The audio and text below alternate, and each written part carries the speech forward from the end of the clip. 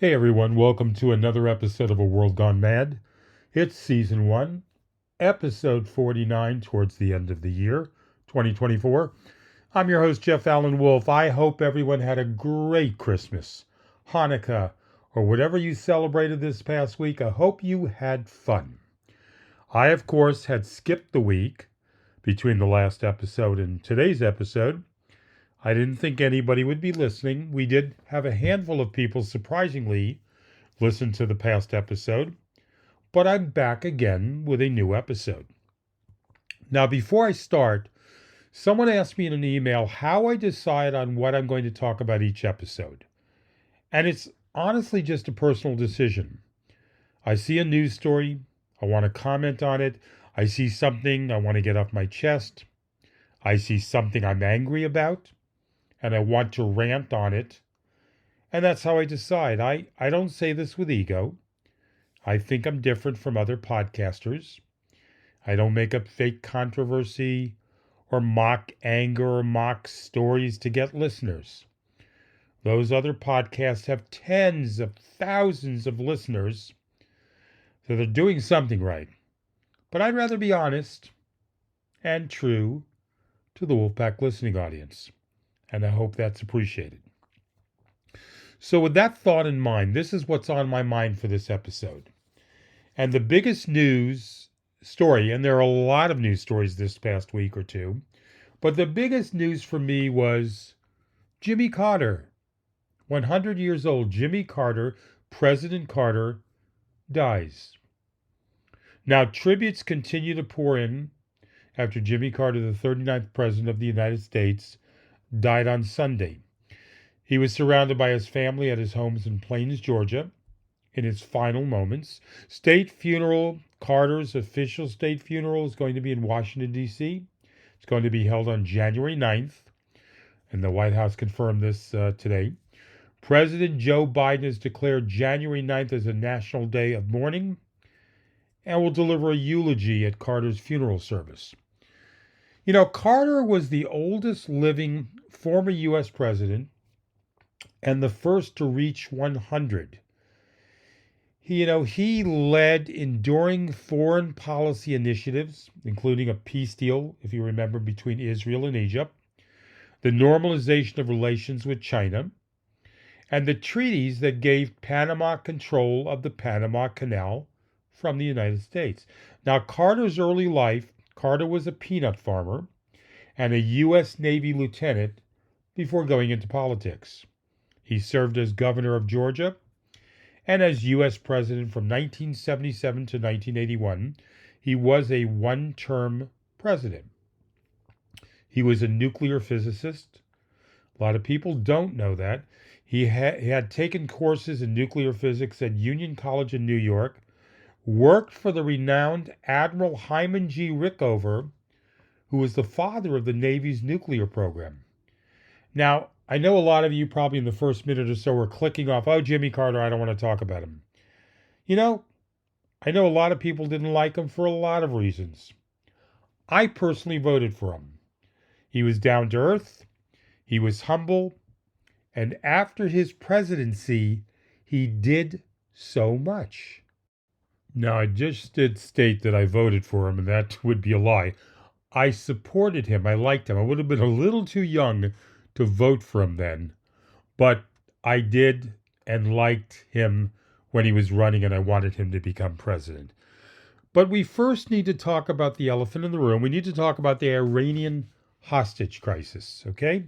For those of you who recall, some of you don't, representing the United States abroad has been a dangerous job since the beginning of the Republic.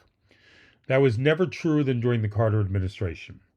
In the wake of a successful revolution by Islamic fundamentalists against the pro-American Shah of Iran, the United States became an object of virulent criticism, and the U.S. Embassy in Tehran was a visible target.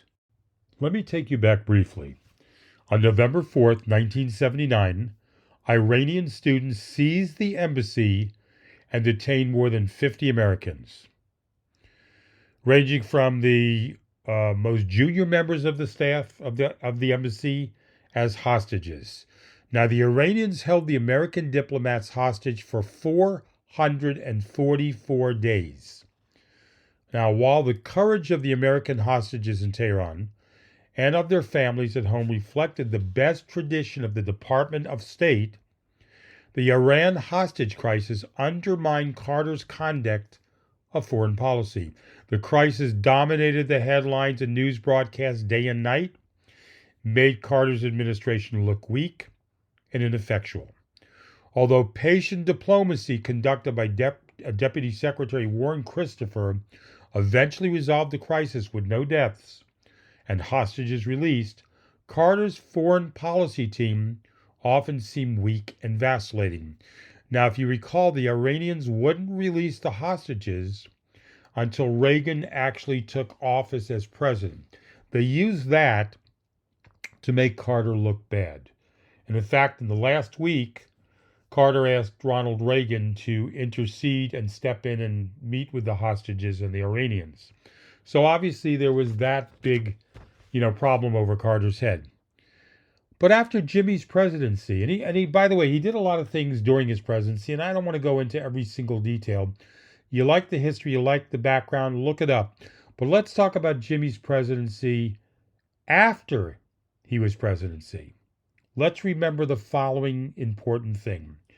The Jimmy and Rosalind Carter Work Project. It was formerly the Jimmy Carter Work Project, and it was an annual home building blitz organized by Habitat for Humanity International and its affiliates.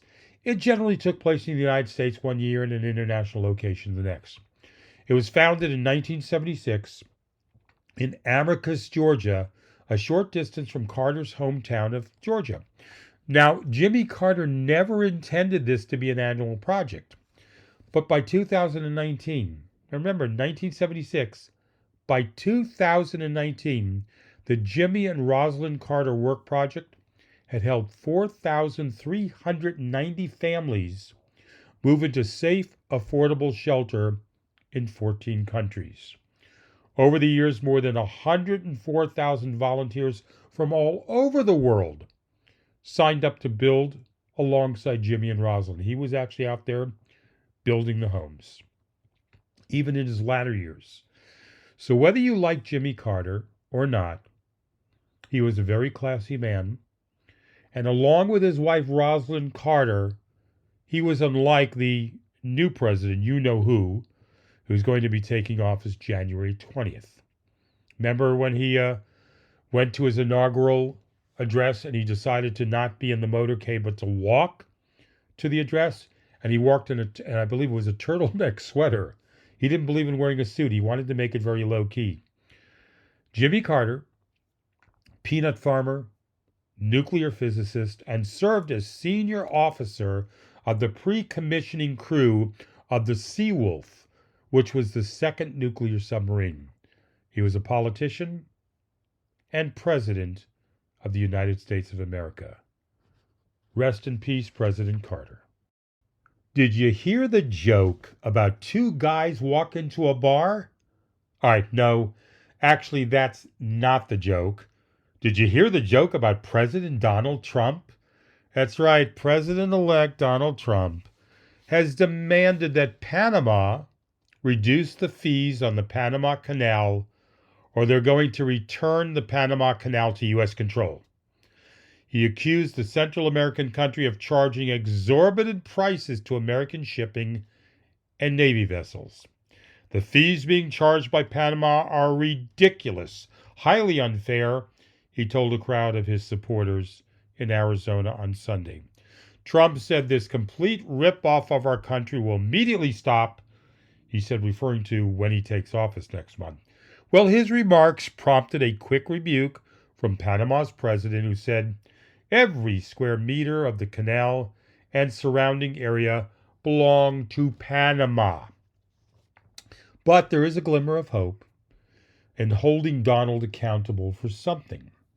A federal appeals court upheld the jury's verdict, finding Donald Trump sexually abused writer E. Jean Carroll and denied Trump's request for a new trial. Trump challenged the $5 million civil verdict, alleging the trial judge made numerous errors, including allowing testimony of 2 other women who claimed Trump sexually assaulted them. The appeals court, however, concluded the trial judge didn't abuse his discretion in ruling on evidence. Even if he made any errors, they said, given the strength of Carroll's case, they are not persuaded on Trump's rights, and they were not affected to warrant a new trial. In other words, Trump's rights were not stomped on, and they upheld the suit. It can't go any further. Trump lost that one. All right. So the very next episode of this podcast will be after the first of the year, and it will be episode number 50. Let me explain something. Some of you are new to podcasts. A lot of you are still unsure when to listen to the podcast, and I tell everyone it's not live. You can listen any hour, minute, second of the week, night, day, afternoon, whatever it's recorded. So my episode being number 50, why is that significant? Besides hitting 50, that's a milestone in podcasting because a lot of podcasts are out there. Do you know there's about 3 million podcasts, to be more precise, out there now? 3 million. And it's estimated that not a lot of them go beyond 20 episodes. You know the percentage? 90%. 90% do not go past 20 episodes. So for this podcast, my podcast, A World Gone Mad, to hit next week, 50 is truly a milestone. And I give thanks to the Wolfpack listeners. I truly do appreciate each and every one of you. So let me share with you a couple of things. I have big plans for the podcast. Changes are coming up in my podcast in the next week or two. And some of those changes include more frequency of the podcast. I'm going to be going to 3 times a week, Tuesday, Thursday, and Saturday. So you'll be receiving the podcast Tuesday, Thursday, and Saturday. For some of you, Monday, Wednesday, and Friday as Wolfpack members. And if you'd like to become a Wolfpack member, it's free. It's free. There's a lot of you listening to the podcast who still have not signed up to the Wolfpack membership. It's free. And the benefits are you get early access to the podcast. You will never be charged ever when I monetize this podcast and I start charging. So take advantage of this, okay? There may be a little bit of a format change. There's other goodies I'm working on to grow this podcast bigger and better than it's been for the past year. I truly appreciate your feedback. I've asked for this feedback for a year. I've received very little response. A handful of loyal listeners have written me.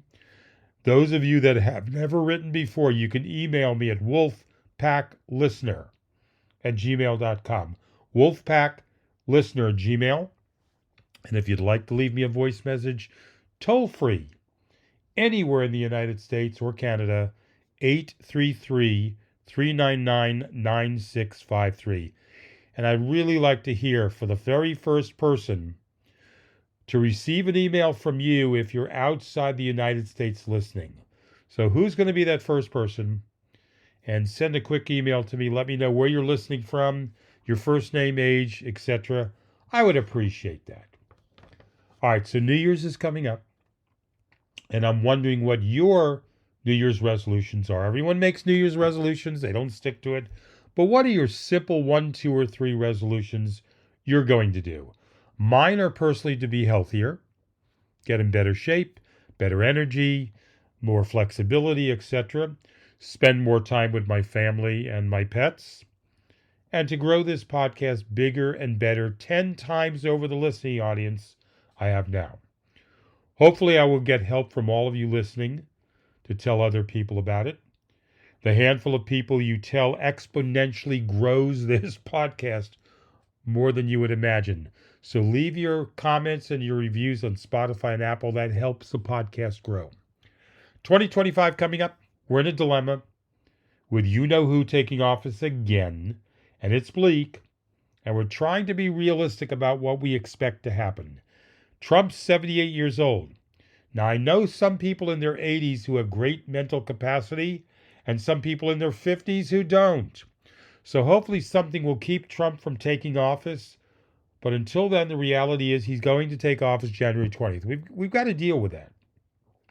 We all All of us need to remain vigilant, stand up for our rights and our democracy.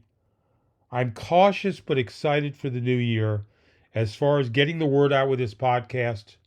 So in a week from now, I will be doing another episode. I wish all the Wolfpack listeners a very happy 2025. For A World Gone Mad, I'm your host, Jeff Allen Wolf. Please stay hopeful.